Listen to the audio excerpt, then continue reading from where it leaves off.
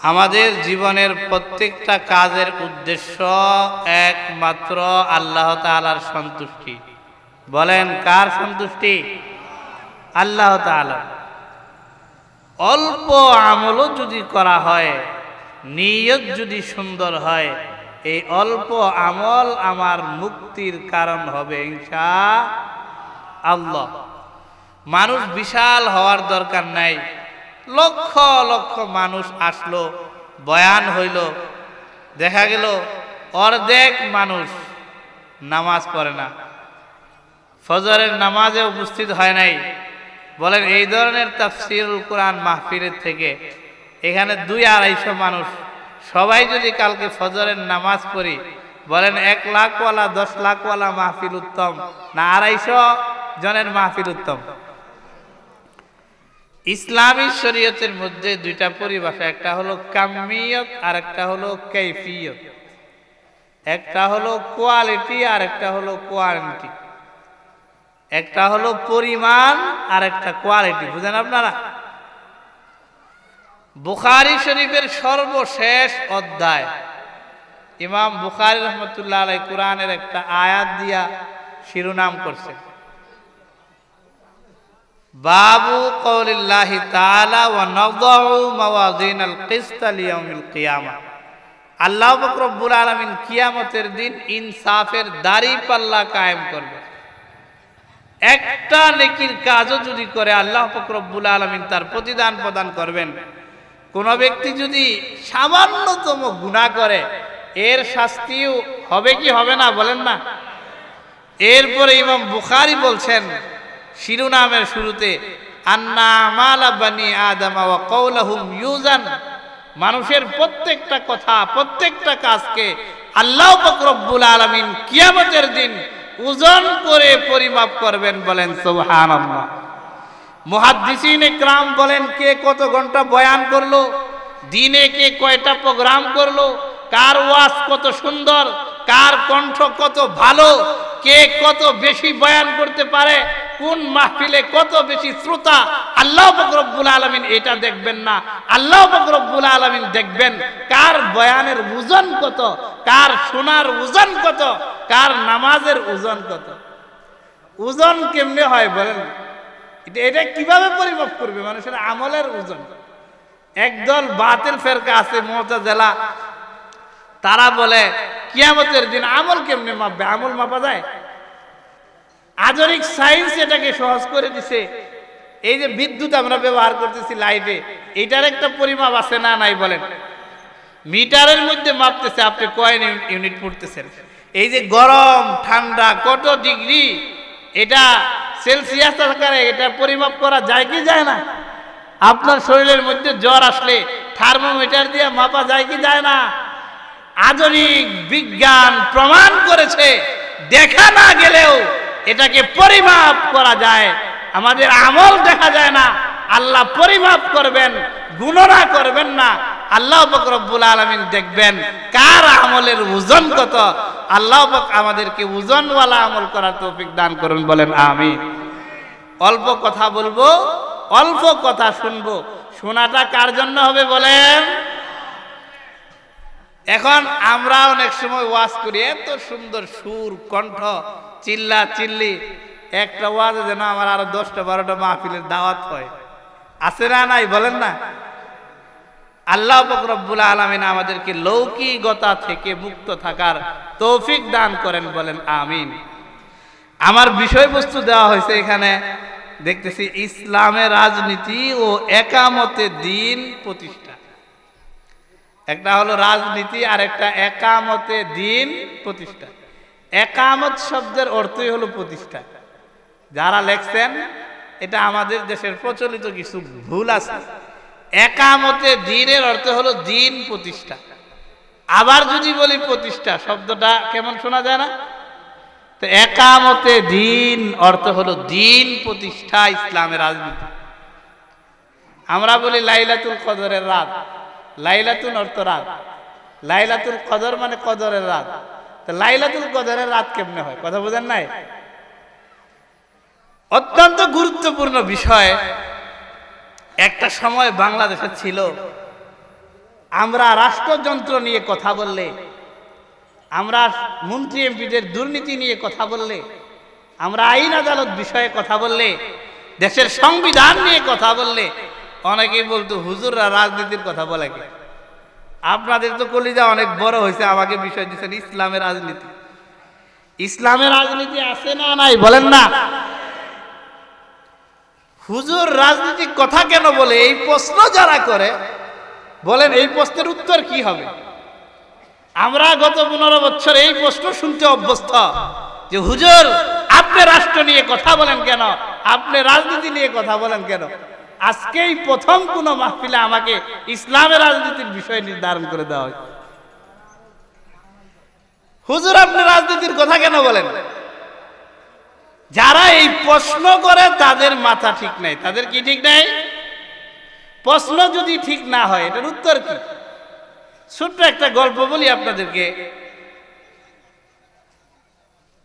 এলাকার বিভিন্ন স্কুলের মধ্যে টিউনু আসে না? উপজেলা থেকে, জেলা পরিষদ থেকে টিউনু আসে শিক্ষা কার্যক্রম পরিদর্শন করার জন্য।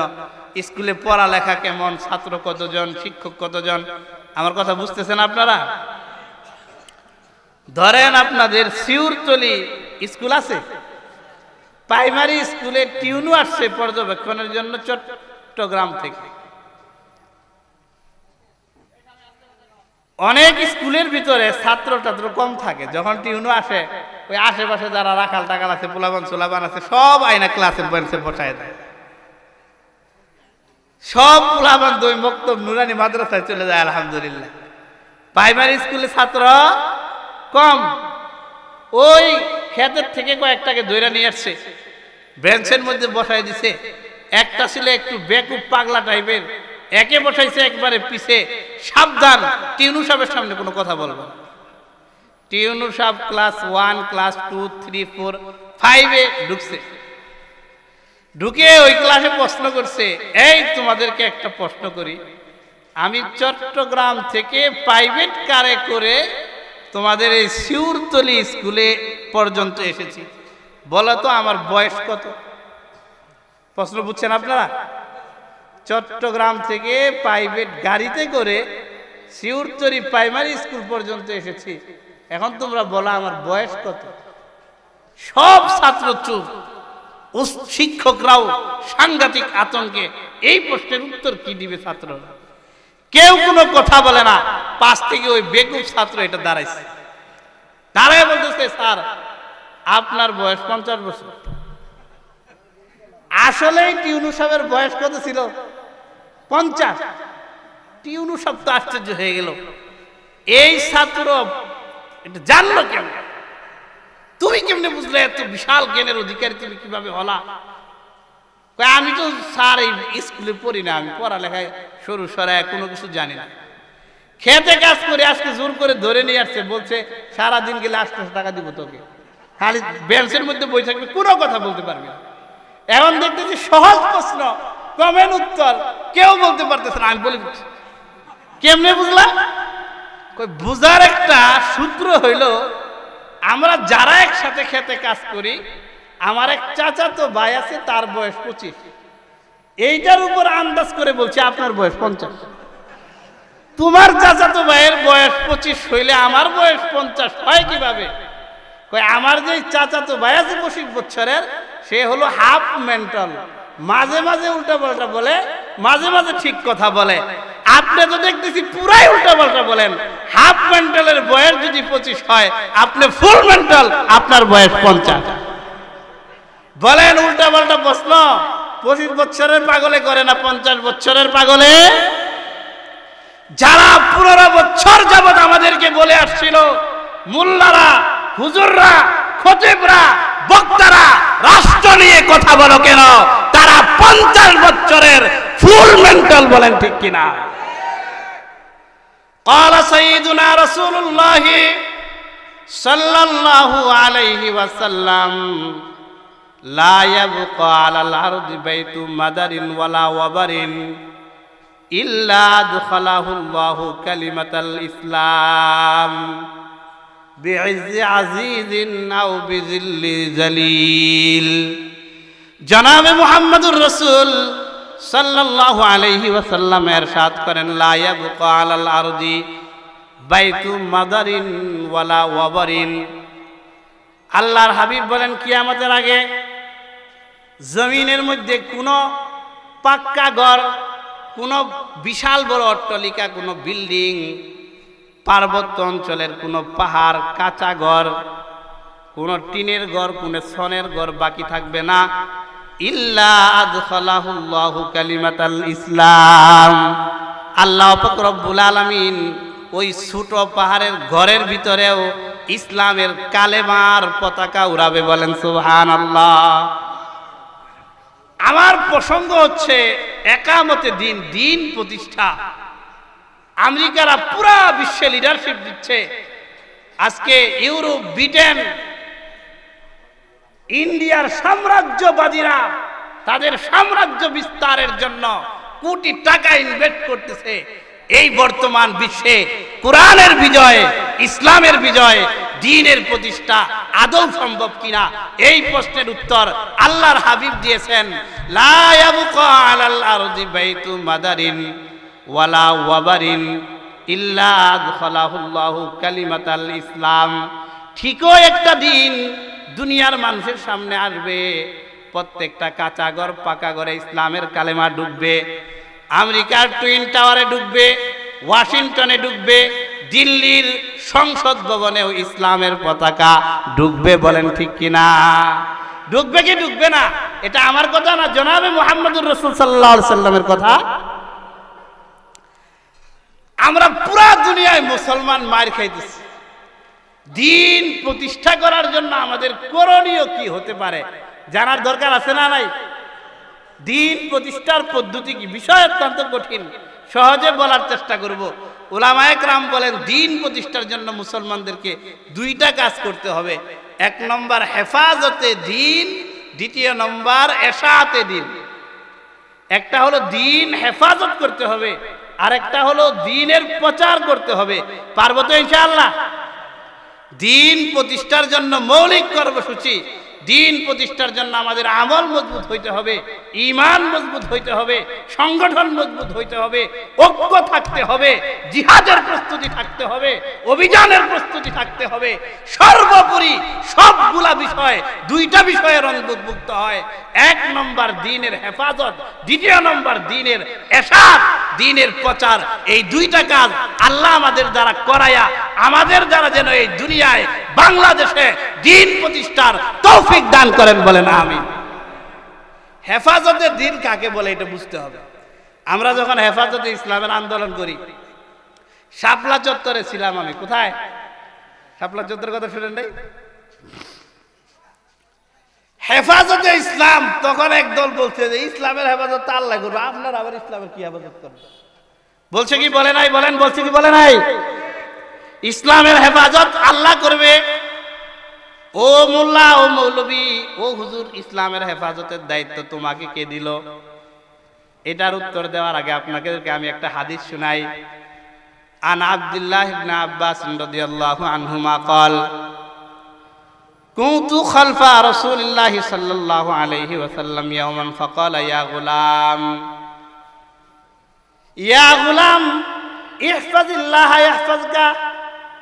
আব্দুল্লাহ ইবনে আব্বাস বলেন, আমি রাসূল সাল্লাল্লাহু আলাইহি ওয়াসাল্লামের পিছে একদিন একটা উটের মধ্যে করে একদিকে যাইতেছিলাম। আমরা যখন সাইকেলে করে, মোটর সাইকেলে করে, আপনারা শিউরতলি থেকে মোটর সাইকেলে করে চকরিয়াতে যাবেন, ওই পিছে আরেকজনকে বসাইছে, দুইজনে একটু গল্প করে কিনা? গল্প করে না? আল্লাহর রাসূল সামনে উঠে, তখন তো মোটর সাইকেল ছিল না, গাড়ি ছিল না, উট ছিল। আব্দুল্লাহ ইবনে আব্বাস পিছে। রাসূল সাল্লাল্লাহু আলাইহি ওয়াসাল্লাম আব্দুল্লাহ ইবনে আব্বাসকে বলছেন, ইয়া গোলাম, হে বৎস। আব্দুল্লাহ ইবনে আব্বাস ছোট ছিলেন, কথা খেয়াল করবেন। আব্দুল্লাহ ইবনে আব্বাস ছোট ছিলেন না? ছোট তো সবাই ছিলেন। রাসূল সাল্লাল্লাহু আলাইহি ওয়াসাল্লাম মক্কা শরীফে যখন বন্দী জীবন বরণ করতেছিলেন, তখন শিয়াবে আবি তালেবের মধ্যে আব্দুল্লাহ ইবনে আব্বাসের জন্ম হয়। শিয়াবে আবি তালেবে আল্লাহ রাসূল ছিলেন 3 বছর, মদিনায় হিজরত করছেন। মাদানী জীবন কয় বছর বলেন? 10 বছর। এই 13 বছর আব্দুল্লাহ ইবনে আব্বাসের বয়স। রাসূল সাল্লাল্লাহু আলাইহি ওয়াসাল্লাম যখন মৃত্যুবরণ করেন, ইবনে আব্বাসের বয়স কত? 13। ইয়া গুলাম ইন্নী উআল্লিমুকা বিকালিমাত, হে বৎস, কয়েকটা কথা তোমাকে শিক্ষা দিব, কয়েকটা কথা তোমাকে শিক্ষা দিব। এই কথাগুলা কি আমাদের জানার দরকার আছে না নাই বলেন না? 1 নম্বর কথা, ইহফাজিল্লাহ ইয়াহফাজুকা, হে আব্দুল্লাহ ইবনে আব্বাস তুমি আল্লাহর হেফাজত করো, আল্লাহ তোমার হেফাজত করবে। আমরা তো বলছি হেফাজতে ইসলাম, ইসলামের হেফাজত। আল্লাহ রসুল আব্দুল্লাহ ইবনে আব্বাসকে বলছেন ইহফাজিল্লাহ, তুমি আল্লাহর হেফাজত করো। কথা বুঝিয়েন? আল্লাহর হেফাজত কিভাবে করব? আল্লাহ তাআলা কি হেফাজতের মুখাপেক্ষী বলেন না? আল্লাহ পাক রব্বুল আলামিনের হেফাজতের অর্থ মুহাদ্দিসিন একরাম বলেন আল্লাহর দ্বীনের হেফাজত করো, নামাজের হেফাজত করো, কোরআনের হেফাজত করো, রোজার হেফাজত করো, আখলাকের হেফাজত করো। তোমার হেফাজতের দায়িত্ব আল্লাহ পাক রব্বুল আলামিন নেবেন ইনশাআল্লাহ। তাহলে নিজের ঈমানের হেফাজত, আমলের হেফাজত করতে পারবো তো ইনশাআল্লাহ? আল্লাহ তৌফিক দান করো। তু नहीं है इस जहां में मुंह छुपाने के लिए, तू है दुनिया भर के सूतों को जगाने के लिए। वादाए गुलबा है मोमिन के लिए कुरान में, फिर जो तुम गालिब नहीं कुछ कसर है ईमान में। আল্লাহ ওয়ালা বলেন, ও মুসলমান, তোমাদেরকে আল্লাহ পাক রব্বুল আলামিন দুনিয়ার ভিতরে মার খাওয়ার জন্য সৃষ্টি করেন নাই, লজ্জায় মুখ ঢাকার জন্য তোমাদেরকে সৃষ্টি করেন নাই। তু হে দুনিয়া ভর কে সুতু কো জাগানে কে লিয়ে, মুসলমানদেরকে আল্লাহ তাআলা ইকামতে দ্বীনের জন্য সৃষ্টি করেছেন। পুরা দুনিয়ার নেতৃত্ব মুসলমানদের হাতে থাকবে, এই জন্য আল্লাহ পাক রব্বুল আলামিন মুসলমানদেরকে সৃষ্টি করেছেন। ওয়াদায়ে গুলবা হে মুমিন কে লিয়ে কুরআন মে, মুমিন সব সময় বিজয় অর্জন করবে। 313 জন বদরের যুদ্ধে জনাবে মুহাম্মদুর রাসূল সাল্লাল্লাহু আলাইহি সাল্লামের নেতৃত্বে বিপরীত কাফেরদের সৈন্যবাহিনী অনেক বিজয় দান করছেন। মুসলমানদেরকে কে বলেন? সেই আল্লাহ এখন আছে না নাই? ওয়াদায়ে গুলবা হে মুমিন কে লিয়ে কুরআন মে, লা তাহিনু ওয়ালা তাহজানু ওয়া আনতুমুল আ'লাউনা। আল্লাহ বলেন হীনমন্যতার শিকার হইও না, চিন্তিত হইও না মুসলমান, তোমরাই বিজয়ী হবা। শর্ত হলো যদি তোমরা মুমিন হও। ওয়াদায়ে গুলবা হে মুমিন কে লিয়ে কুরআন মে, फिर जो तुम गालिब नहीं कुछ कसर है ईमान में। कुरान तो बोले विजय मुसलमानদের হবে, এরপরেও মুসলমান পরাজিত হওয়ার কারণ হলো মুসলমান নামের মুসলমান ঈমানের মধ্যে দুর্বলতা আছে। বলেন ঠিক কিনা? নেহাতে 313 बशर ज़ू के शहादत में, खुदा की नाम पर निकली मुहम्मद की क़यादत में। न कसरत थी न शौकत थी न कुछ सामान रखती थी, फ़कत इखलास रखती थी, फ़कत ईमान रखती थी। বদরের যুদ্ধে মুসলমানদের সংখ্যা বেশি ছিল না। বদরের যুদ্ধে মুসলমানদের শান শৌকত বেশি ছিল না। বদরের যুদ্ধে সাহাবায়ে কেরামকে আল্লাহর রাসূলকে বিজয় দান করলেন আল্লাহ পাক রব্বুল আলামিন। কোন বৈশিষ্ট্যের কারণে আমরা পরাজিত হইতেছি, কোন বৈশিষ্ট্যের কারণে? এই মূল রহস্য যদি উদ্ঘাটন করতে না পারি, একামতে দ্বীনের কথা কিয়ামত পর্যন্ত মুখে বললেও পুরা দুনিয়ায় মুসলমানদের জন্য দ্বীন প্রতিষ্ঠা সম্ভব না। ঠিক কিনা বলে? আল্লাহর কবি বলেন, ফেজায়ে বজ্র पैदा कर फरिश्ते तेरे नुसरत को उतर सकती है गैरू से कतार अंदर कतार अब ही। বদরে মুসলমানদের ঈমানের যে অবস্থা, আমলের যে অবস্থা, বদরের মুসলমানদের মতো পরিস্থিতির সৃষ্টি করো। বদরে আসমান থেকে ফেরেশতা অবতীর্ণ হয়ে মুসলমানদেরকে যেভাবে সহযোগিতা করেছিল আজকের দিনেও করবে ইনশাআল্লাহ। বুখারী শরীফের হাদিস, হযরত আলী রাদিয়াল্লাহু তাআলা আনহু বলেন, মা কানা ফিনা ফারিসুন ইয়াওমা বদরিন গায়রুল মিকদাদ। হযরত মিকদাদ রাদিয়াল্লাহু তাআলা আনহুর একটা ঘোড়া ছিল মাত্র। বদরের যুদ্ধে আমাদের মুসলমানদের আর কারো কোনো ঘোড়া ছিল না। কথা খেয়াল করবেন দোস্তাবাব, বর্তমান সময়ে যুদ্ধের জন্য ভারী অস্ত্র হইল ট্যাঙ্ক, কামান, প্লেন লাগে, এরোপ্লেন লাগে, ড্রোন লাগে। রাসূল আরবি সাল্লাল্লাহু আলাইহি সাল্লামের জামানায় যুদ্ধের সবচেয়ে শক্তিশালী বাহন ছিল ঘোড়া। কি ছিল? গাধা দিয়েও যুদ্ধ করা যাইত, কিন্তু গাধা এতটা শক্তিশালী না, গাধা এত দৌড়াইতে পারে না, গাধার টার্গেট করে শত্রুকে আক্রমণ করতে পারে না। কিন্তু ঘোড়া প্রশিক্ষণ দিলে একটা ঘোড়া 100 জন শত্রুকে কাবু করতে পারে। আল্লাহর দ্বীন দুনিয়ার মধ্যে কায়েম করার জন্য পরিশ্রম করলে ফজিলত কত বেশি। 1000 বছর পাহাড়ের ভিতরে ইবাদত করার থেকে যেই রাষ্ট্রে, যেই দেশে আল্লাহর দ্বীন প্রতিষ্ঠিত ইসলামী রাষ্ট্রের ভিতরে 1 ঘন্টায় অবস্থান করার সওয়াব অনেক বেশি। বলেন সুবহানাল্লাহ। ক্বালা সাইয়্যিদুনা রাসূলুল্লাহ সাল্লাল্লাহু আলাইহি ওয়াসাল্লাম, মান ইহতাবাসা ফারাসান ফি সাবিলিল্লাহ ফাইন্না শিবাহু ওয়া রাউসাহু ওয়া বাউলাহু ফি মিজানিহি ইয়াউমাল কিয়ামাহ। আল্লাহ রাসূল বললেন, ঘোড়ার কথা আলোচনা যেহেতু আসছে এই জন্য এই হাদিসটা আমার মনে হইল। মান ইহতাবাসা ফারাসান ফি সাবিলিল্লাহ, আল্লাহর রাস্তায় যুদ্ধ করে দ্বীন বিজয় করবে এই নিয়তে কোন ব্যক্তি যদি কোনো একটা ঘোড়া লালন পালন করে, ফাইন্না শাবিয়াহু, এই ঘোড়া যত কিছু খাবে, যত কিছু পান করবে, ওয়া রিয়াহু ওয়া বাউলাহু, যেগুলা লেদাবে, যেই পেশাব করবে, ফি মিজানিহি ইয়াউমাল কিয়ামা, আল্লাহ তাআলা কিয়ামতের দিন এই বান্দার মিজানের দাড়ি পাল্লার মধ্যে এই ঘোড়ার লেদা, পেশাব, এই ঘোড়ার খাবার গুলা উঠায় দিবে। বলেন সুবহানাল্লাহ। দ্বীনের ইকামতের জন্য মেহনত করা, জিহাদ করা, পরিশ্রম করার ফজিলত আছে না নাই বলেন? ভাই ও দোস্ত বুজুর্গ, মাহফিলের জন্য টাকা দিবেন, মসজিদের জন্য দিবেন, মাদ্রাসার জন্য দিবেন, যেমন সওয়াব, দ্বীনের ইকামতের জন্য অর্থ খরচ করারও সওয়াব আছে না নাই? বাংলাদেশে ইকামতে দ্বীনের পরিস্থিতি নাই, বুঝতে হবে আমাদেরকে। দ্বীনের ইকামতের জন্য মুসলমানদের মধ্যে ওই বৈশিষ্ট্যের সৃষ্টি হইতে হবে যেই বৈশিষ্ট্য সাহাবায়ে কেরামের মধ্যে ছিল, বদরের যোদ্ধাদের মধ্যে ছিল, যেই বৈশিষ্ট্যের কারণে আল্লাহর রাসূল দ্বীনকে বিজয় করছিলেন, যেই বৈশিষ্ট্য না থাকার কারণে আমরা পরাজিত হচ্ছি। মা কানা ফিনা ফারিসুন গায়রুল মিকদাদ, হযরত মিকদাদের একটা মাত্র ঘোড়া, বদরের যুদ্ধে আর কোনো ঘোড়া নাই। বলেন, শক্তিশালী কোনো অস্ত্র আছে?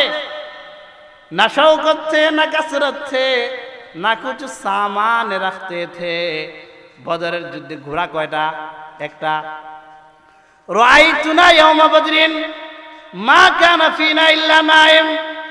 আলী রাদিয়াল্লাহু তাআলা আনহু বলেন, বদরের যুদ্ধের দিন মুসলমানদের বাহিনীকে আমি প্রত্যক্ষ করতেছিলাম, দেখতেছিলাম। মা কানা ফিনা ইল্লা নাইমুন ইল্লা রাসূলুল্লাহ সাল্লাল্লাহু আলাইহি ওয়াসাল্লাম ইউসাল্লি ওয়া ইউবকি। আমি দেখলাম বদরের যেই দিন আক্রমণ হইল এর আগের রজনীতে আমাদের মুসলমানদের সব যোদ্ধারা একে একে এশারের নামাজ পড়ে, নফল নামাজ পড়ে ঘুমাইতেছেন। সব যখন ঘুমায় গেছে, এখন পর্যন্ত একটা মানুষ জনাবে মুহাম্মদুর রাসূল সাল্লাল্লাহু আলাইহি ওয়াসাল্লাম ঘুমায় নাই। ইউসাল্লি ওয়া ইয়াবকি, আল্লাহর রাসূল দাঁড়ায় দাঁড়ায় নামাজ পড়তেছেন আর আল্লাহ তাআলার দরবারে কান্নাকাটি করতেছেন। কি করতেছেন বলেন? হাত্তা আসবাহা, সকাল পর্যন্ত। কি পর্যন্ত? ও মুসলমান, দ্বীনের বিজয়ের জন্য সংগঠন যেভাবে লাগবে, আন্দোলন যেভাবে লাগবে, ঐক্য যেভাবে লাগবে, বিপ্লব যেভাবে লাগবে, চোখের পানিরও দরকার আছে না নাই? বলেন না, চোখের পানির দরকার আছে না নাই? মুসলমান তাহাজ্জুদে উঠে আল্লাহর কাছে কান্না করতে হবে, আল্লাহ পাক রব্বুল আলামিন জালেমদের থেকে, ইসরাইল থেকে, গাজার মুসলমানদেরকে যেন হেফাজত করে, বলেন আমিন। কতদিন কান্না করতে পারছি আমি তাহাজ্জুদে, কতদিন মুসলমানদের জন্য দোয়া করতে পারছি, বাংলাদেশের জন্য দোয়া করতে পারছি, আমার নিজের ঈমান পরিশুদ্ধ করার, আমল পরিশুদ্ধ করার জন্য দোয়া করতে পারছি।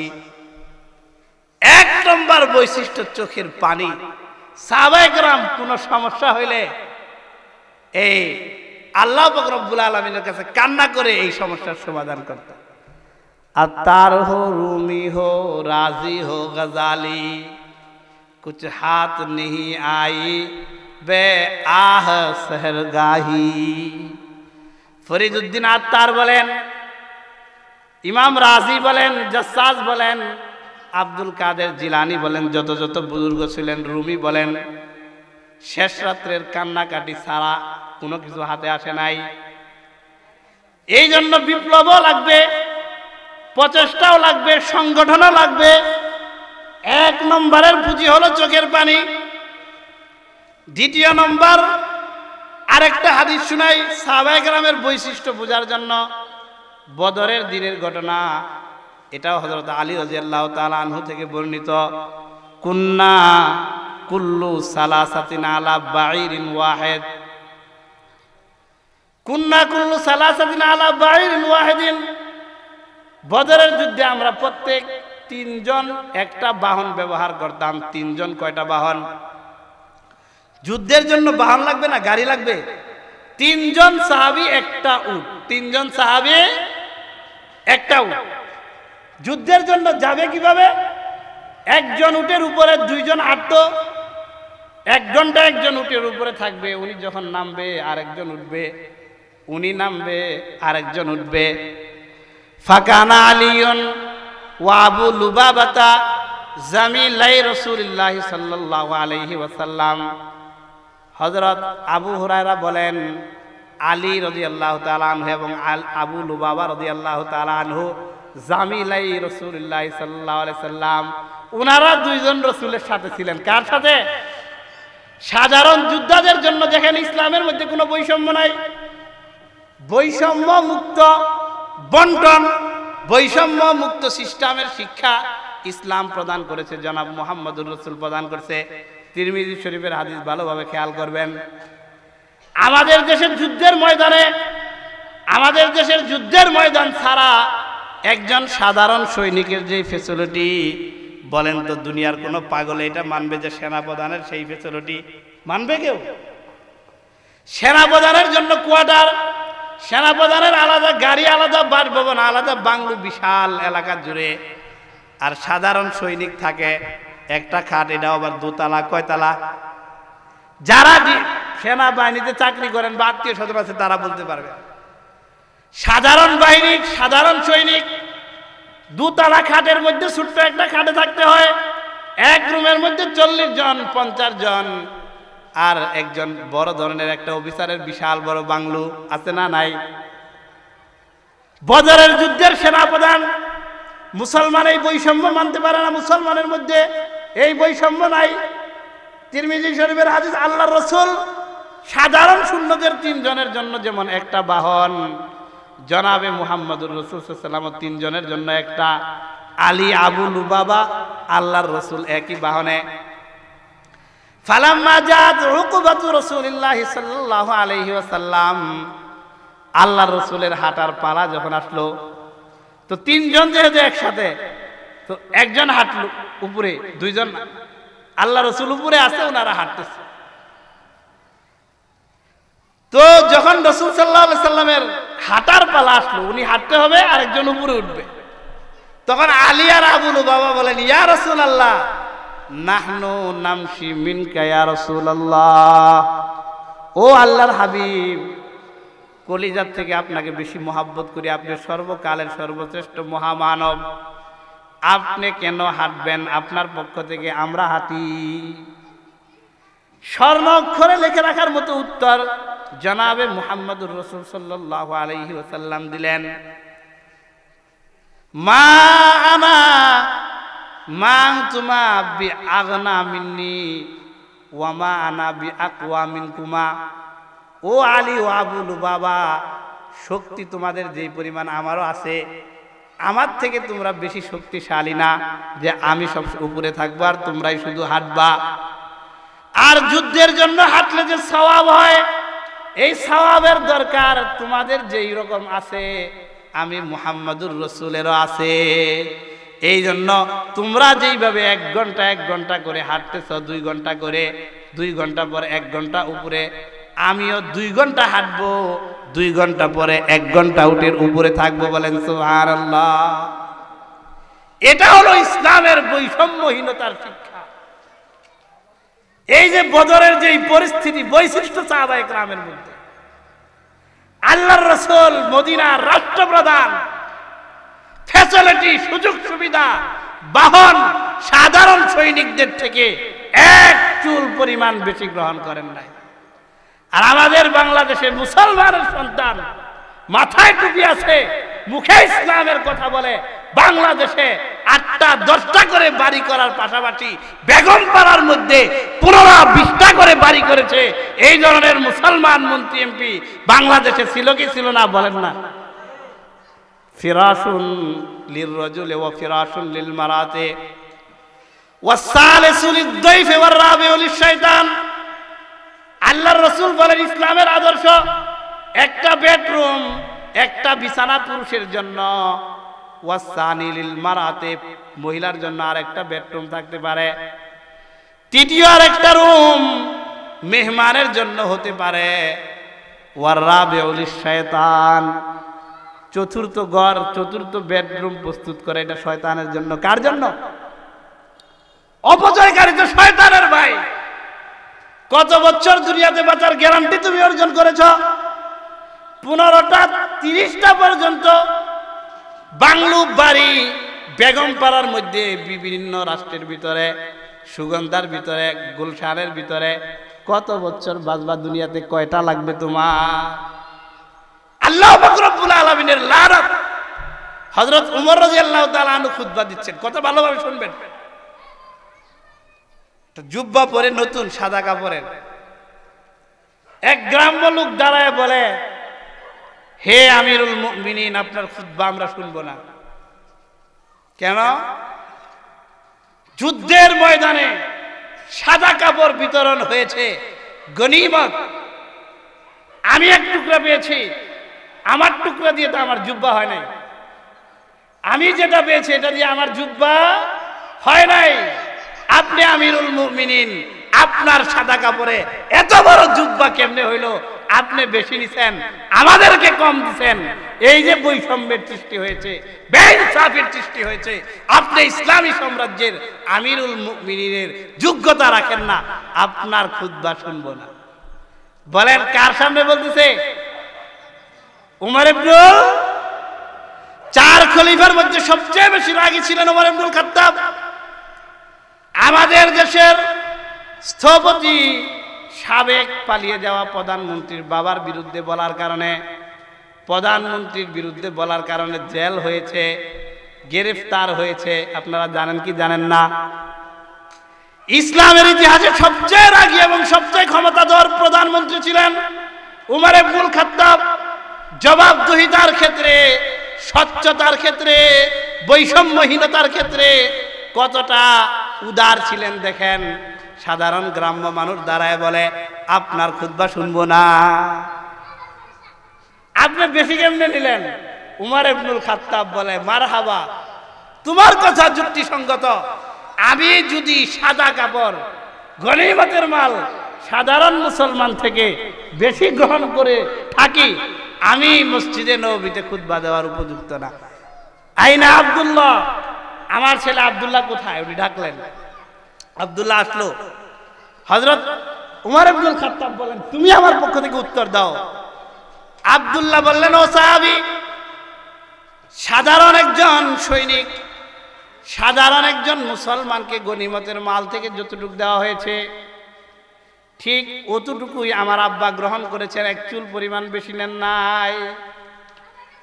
আমিও যুদ্ধের ময়দানে অংশগ্রহণ করেছিলাম, আমার আব্বা অংশগ্রহণ করেছিল। আমি আমার আব্বাকে বললাম, মসজিদে নববীতে খুতবা দেওয়ার সুন্দর একটা কাপড় আপনার নাই, আমারটাও আমি আপনাকে গিফট করলাম, এই দুইটা মিলায়া একটা জুব্বা তৈরি করে আপনি খুতবা দিবেন। আমার আব্বা গনিমতের মাল থেকে সাধারণ মুসলমানের থেকে বেশি নেয় নাই, আমারটা গিফট করার কারণে পূর্ণ জুব্বা প্রস্তুত করা সম্ভব হয়েছে। এই গ্রাম্য বসে গেলেন, ঠিক আছে, বলেন তো আমাদের প্রচলিত রাজনৈতিক মুসলমান নেতা যারা আছে তাদেরকে যদি এইভাবে আপত্তি করা হয়, কোন চেয়ারম্যানকে যদি গুমচুর বলে, গুমচুর বাইন্দা পেটা দিবে, অথচ শত শত বস্তা গম চুরি করা বাস্তবেই গুমচুর। আর ওমর ইবনুল খাত্তাব অন্যায় করেন নাই, বৈষম্য করেন নাই, এরপরেও রাষ্ট্রীয় সম্পদের গনিমতের মালের সুষ্ঠু বন্টন, বৈষম্যহীন বন্টনের ক্ষেত্রে দ্ব্যর্থহীন ভাবে জবাবদিহিতার জন্য প্রস্তুত ছিলেন। এই আদর্শের দৃষ্টি আমাদের মধ্যে হতে হবে। আল্লাহ পাক রব্বুল আলামিন তৌফিক দান করুন, বলেন আমিন।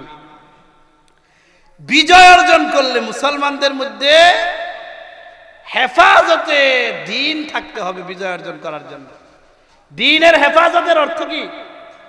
ইহফাজিল্লাহ, আল্লাহকে হেফাজত করো, মানে নামাজের হেফাজত করো, ঈমানের হেফাজত করো, শিরিক করা যাবে না, বেদাত করা যাবে না, আমলের হেফাজত করো, আকীদার হেফাজত করো, কুরআনের হেফাজত করো, মসজিদের হেফাজত করো, মাদ্রাসার হেফাজত করো, মুক্তবের হেফাজত করো, উলামায়ে কেরামের হেফাজত করো।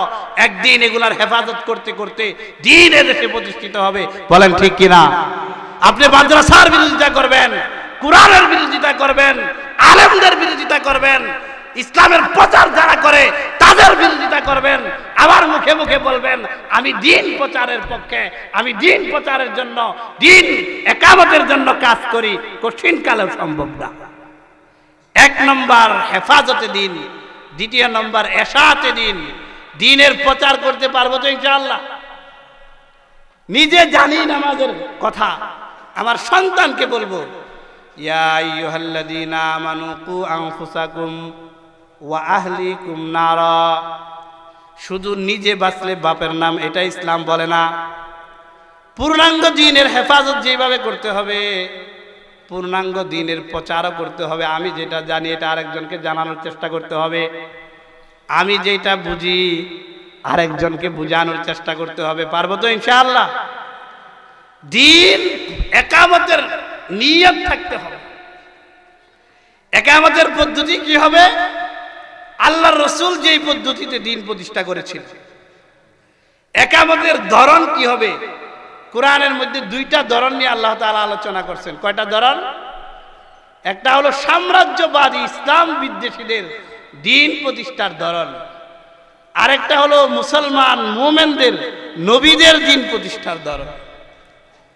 একটার ব্যাপারে আল্লাহ পাক রব্বুল আলামিন কোরআনের মধ্যে বলে ইন্নাল মুলুকা ইযা দাখালু ক্বরিয়াতান আফসাদুহা ওয়া জাআলু আইজ্জাতা আহলিহা আযিল্লা।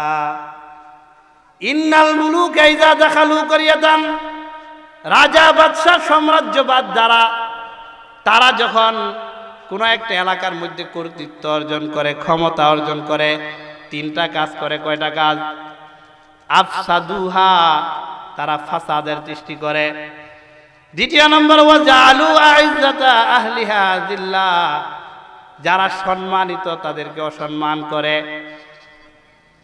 ফাসাদ সৃষ্টি কাকে বলে? সম্মানীদেরকে অসম্মান করার অর্থ কি? যারা চোর, যারা ডাকাত, যারা মাদকের বাজারজাতকারী, তাদেরকে মন্ত্রী, এমপি, বিচারকের মর্যাদা প্রদান করা হয়। যারা আলেম, যারা মুফতি, যারা দ্বীনের পক্ষে বলে, তাদেরকে চোর ডাকাতের মতো জেলখানায় নিয়ে যাওয়া হয়। দেখছেন কি দেখেন নাই আপনারা?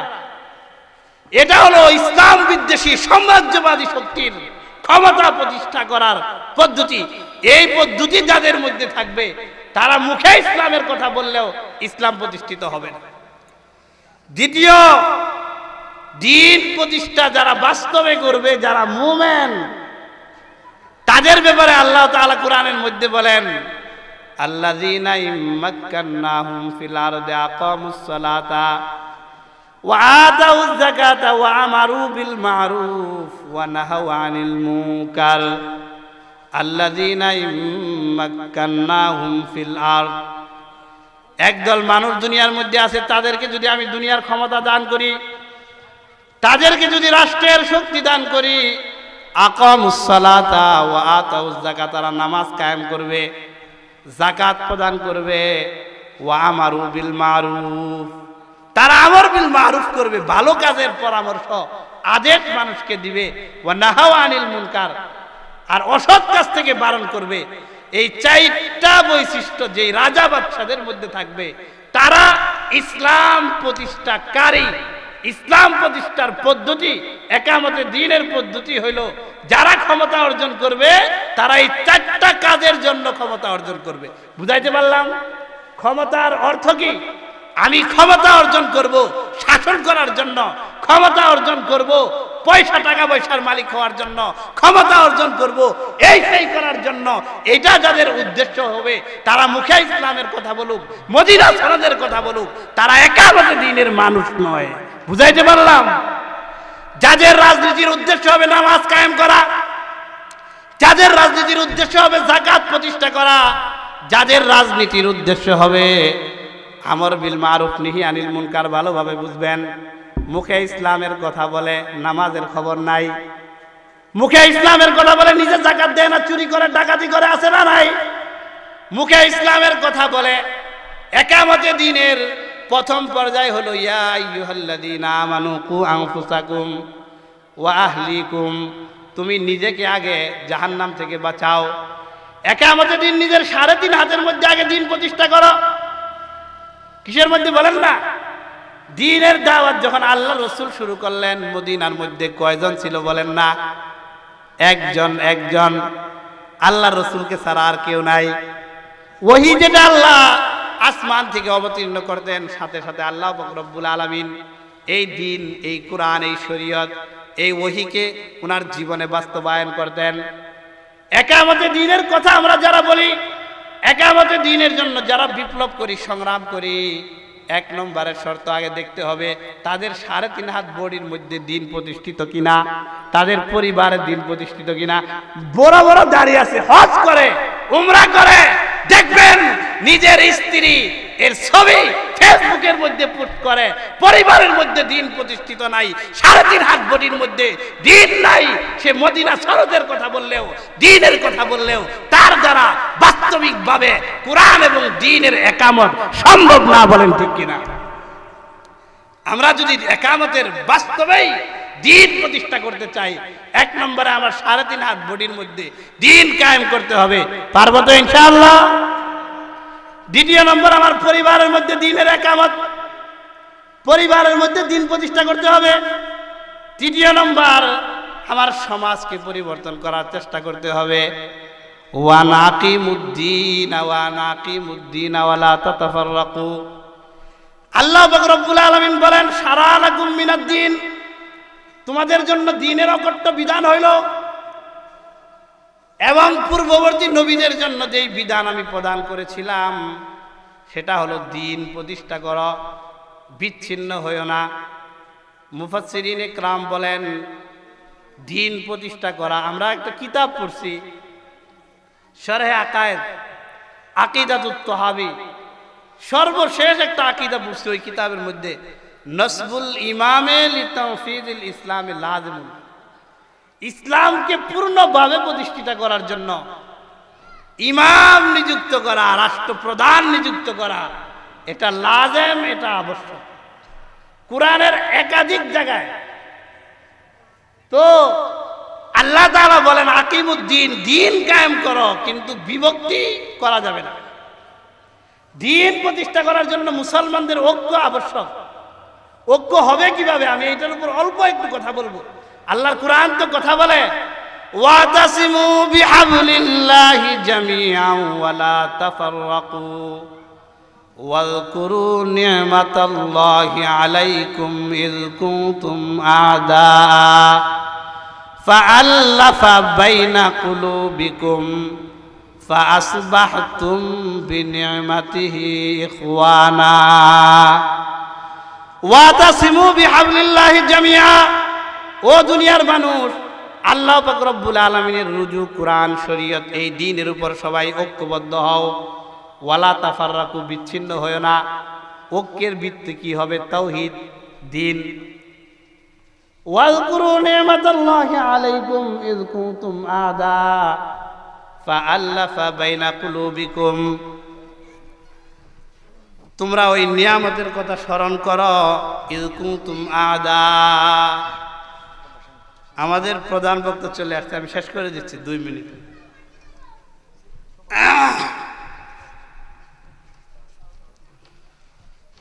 আল্লাহ তাআলা বলছেন তোমরা ঐক্যবদ্ধ হও ওয়াজকুরু নি'মাতাল্লাহি আলাইকুম ইয কুনতুম আ'দা ফাআল্লাফা বাইনা কুলুবিকুম আল্লাহর নিয়ামতের কথা স্মরণ করো যখন তোমরা শত্রু ছিলা কি ছিলা শত্রু এই আয়াতের ভিতরে মদিনা সনদের দিকে ইঙ্গিত করা হয়েছে আল্লাহ রাসূল যখন মক্কা থেকে মদিনায় গেলেন মুমিনরা বিভিন্ন গোত্র ছিল পরস্পরের মধ্যে সাংঘাতিক দ্বন্দ্ব ছিল ইতিহাসের কিতাবের মধ্যে আছে উটকে পানি কোথায় পান করাবে এইটা নিয়ে দ্বন্দ্ব লাগতো 50 বছর 100 বছর প্রজন্ম থেকে প্রজন্ম এই দ্বন্দ্ব এবং যুদ্ধ ছড়িয়ে পড়তো কথাটা বুঝেন নাই উটকে পানি খাওয়ানোর জন্য নিয়ে গেছে বাবা আমি আগে খাওয়াবো না আব্দুল্লাহ আগে খাওয়াবে এটা নিয়ে ঝগড়া লাগছে একটু ধৈর্য ধরলেই তো পানিটা দুজনে খাওয়াইতে পারে এই ঝগড়া বাপ যতদিন জীবিত ছিল করছে বাপ দুজন মারা গেছে তাদের সন্তানটা এই যুদ্ধ শেষ করে নাই